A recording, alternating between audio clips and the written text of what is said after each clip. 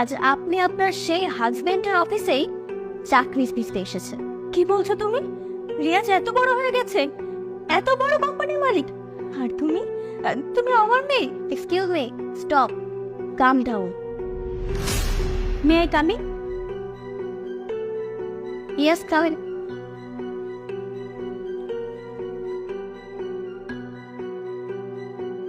বাবু, তুমি এখানে বসে বসে কি করছো? Mind your language. এটা আপনার বাড়ি না, এটা অফিস। এবং এই মুহূর্তে আমি আপনার ইন্টারভিউ নেব, মানে আমি আপনার বস। মানে এখানে কি আমার সাথে ফাজলামো হচ্ছে? তুমি আমার বস মানে? আমি যতটুকু জানি এখানে যে বস তার নাম হচ্ছে রিয়াজ। তো তুমি এখানে বস হও কি করে? আমি সেই রিয়াজ মাহমুদের মেয়ে, একমাত্র মেয়ে। আর সেই হিসাবে আমি তো এই কোম্পানির একজন ওনার, তাই না? আর হ্যাঁ, আমার বাবা আপনার ইন্টারভিউ নেবে না, কারণ আপনার ইন্টারভিউ নেওয়ার মতো খারাপ সময় এখন আমার বাবার আসেনি। হোয়াট? এসবের মানে কি? ওয়েট,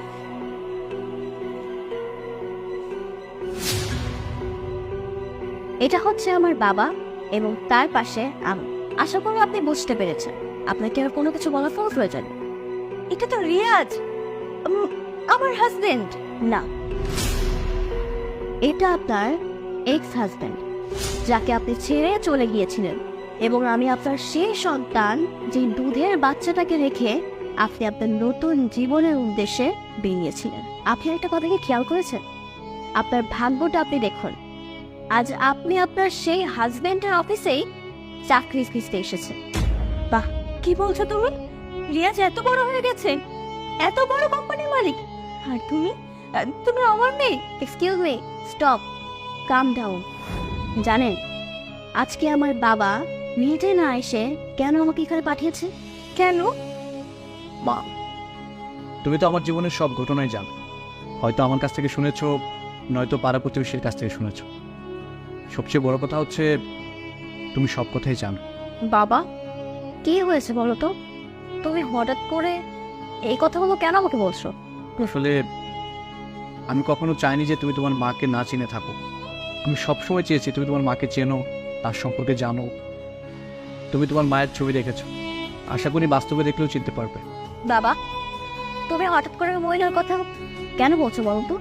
কারণ হচ্ছে তোমার মা আগামীকালকে আমাদের অফিসে আসবে ইন্টারভিউ দিতে। হ্যাঁ, আজকে অফিসে দেখলাম ইন্টারভিউ লিস্টে তোমার মায়ের নাম সহ ছবি দেওয়া আছে। তখনই বুঝতে পারলাম যে তোমার মা ইন্টারভিউ দিতে আসবে। তুমি তো সব কিছু বোঝো, আমি আসলে তোমার মায়ের মুখোমুখি হতে চাচ্ছি না, তাই ইন্টারভিউ করে আমি তোমাকে পাঠাবো। ইন্টারভিউ নেওয়ার পর যদি তোমার কাছে মনে হয় তোমার মাকে চাকরি দেওয়া যায়, দিবে। আর যদি মনে করো দেওয়া যাবে না, তাহলে দিবে না। এটা তোমার উপর ডিপেন্ড করবে। বাবা, আমি বুঝতে পেরেছি যে তুমি কি বলতে চাইছো। আমি সেইভাবেই কাজ করব। সত্যি কথা বলতে আমার আপনার পরিস্থিতি জানার মতো সময় নেই।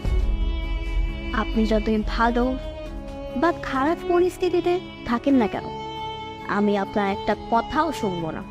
আমি আপনাকে এই মুহূর্তে ঘাট ধাক্কা দিয়ে আমার এই অফিস থেকে বের করে দেব। মা, আমি তোমার মা। আমি না অনেক বড় একটা ভুল করে ফেলেছি, যে ভুলের কখনো ক্ষমা হয় না। মা, তোমার বাবাকে একটু আসতে বলো প্লিজ। মা, বাবাকে আসতে বলবো? অসম্ভব। আমি আমার বাবাকে এরকম একটা নোংরা মহিলার সাথে দেখা করাতে পারি না। জানেন, যখন আমি স্কুলে যাই তখন কেউ আমার সঙ্গে মিশতে চায় না।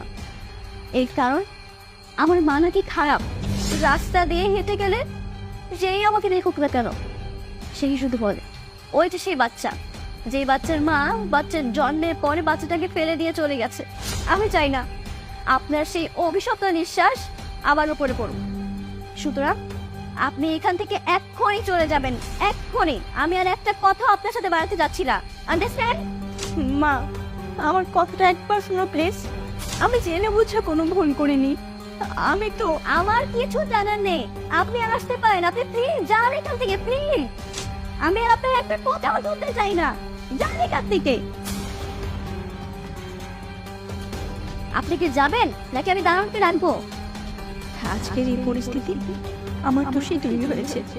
সেদিন যদি আমি নিজে স্বাচ্ছন্দ্যের জীবনের আশায় আমার স্বামী সন্তান ছেড়ে চলে না যেতাম, তাহলে হয়তো এই কোম্পানির রানী হয়ে থাকতাম, এভাবে ভিখারির মতো চলে যেতে হতো না আমাকে।